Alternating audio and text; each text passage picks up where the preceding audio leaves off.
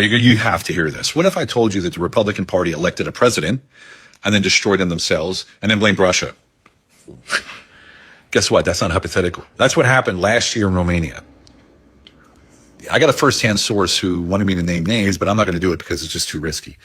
What I'm going to do is I'm going to tell you everything else that he told me and some of the stuff that I know. The Russian collusion, the interference, the cyber attacks, the TikTok bots, the foreign fingerprints that were in the election last year, all of it was created by the same people who built and elected Georgescu. And the court judges appointed by that same ruling government, of course, canceled and annulled the election unanimously within 2 hours. It was a setup. Millions of Romanians voted and no one gave a shit. And that was always the plan. Think about it. They found him. They funded him. They built him. They got him elected. And then they destroyed him and called it Russian collusion.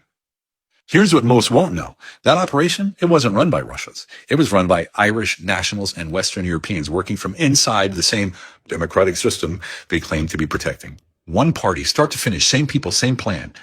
Now, here's where most people just check out. They go, yeah, okay, Steve, it's a corrupt country. What are you going to do? It's not my problem. Well, that's what they want you to do. Because Romania wasn't the real story. It was just more proof of Russia being bad. Just ask yourself, who needs Russia to stay the villain? It's not one country or one party now, is it? It's everyone who's building what's being built right now. Do you know what's being built?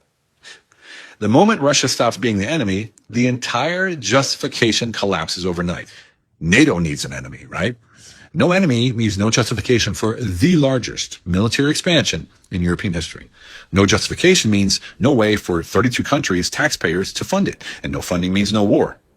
They need the villain alive, fresh, and repeatedly confirmed. And as you can see by all the narrative junkies and the false flags, it's working. That's why Ukraine isn't stopping either. The EU needs the threat. Nothing hands the unelected puppets in Brussels power faster than a crisis, because every Russian headline is another reason to override your country's sovereignty, to centralize control and to make decisions that used to be yours. Then there's the money, always the money, $800 billion. That's what Europe has committed to rearmament. That money only moves if the war continues, right? If the threat is real, if Russia stays the enemy. $800 billion stayed on the table that way. Now let's talk about Germany for a second, because for 40 years, their model was really simple and successful. Cheap Russian gas came in and expensive German cars and machines went out. And then somebody blew up the Nord Stream, The pipeline, the model, both gone overnight, same day. Germany has been bleeding ever since. And Volkswagen, the symbol of German industry, they didn't just close plants. It got sold to the Chinese. German manufacturing is dying, except one industry. Guess what that is? Rheinmetall, Germany's biggest defense contractor. Go figure. Stock prices multiplied several times since the war started.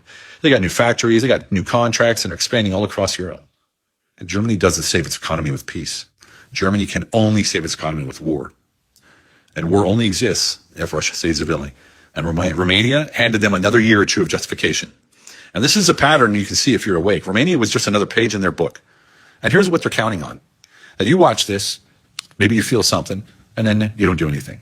Because that's what keeps all this working, our silence. Let's not give in to them. We need to step up and lead where we live.